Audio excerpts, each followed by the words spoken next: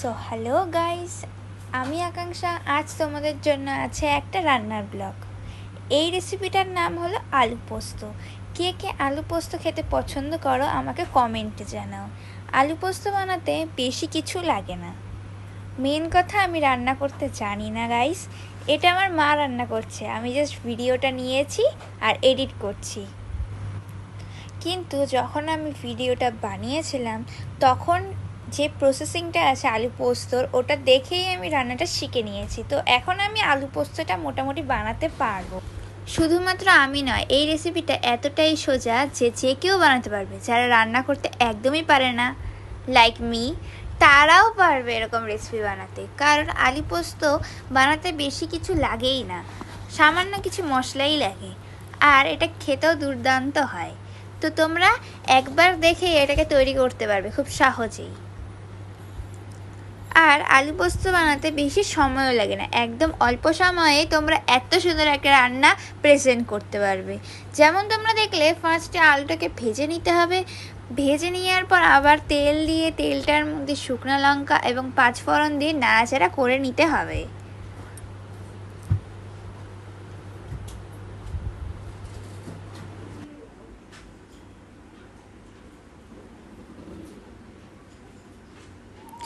এরপর আলুটাকে আবার দিয়ে দিতে হবে এবং তারপরে সমস্ত মশলা দিতে হবে। সমস্ত মশলা বলতে তেমন কিছুই না, যেমন লঙ্কার গুঁড়ো, জিরার গুঁড়ো, হলুদ আর লবণ। আর আলু পোস্ত দিতে পোস্ত দিতেই হবে মাস্ট।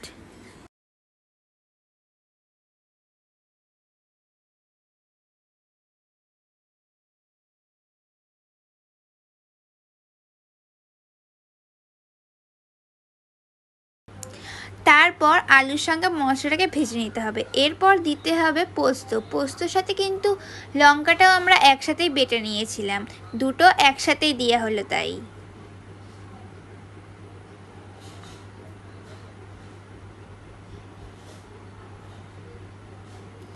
তারপর সামান্য একটু জলও দিয়ে দিতে হবে।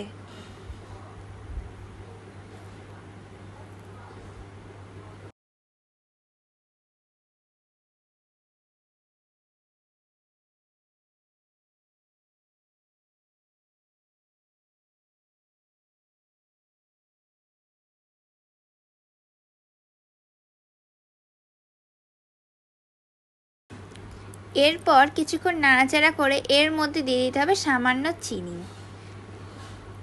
তারপর জলটা শুকিয়ে গেলেই আমাদের আলু পোস্ত একদম রেডি। বাই গাইস, আজকের জন্য এতটাই। Like, comment, share and subscribe.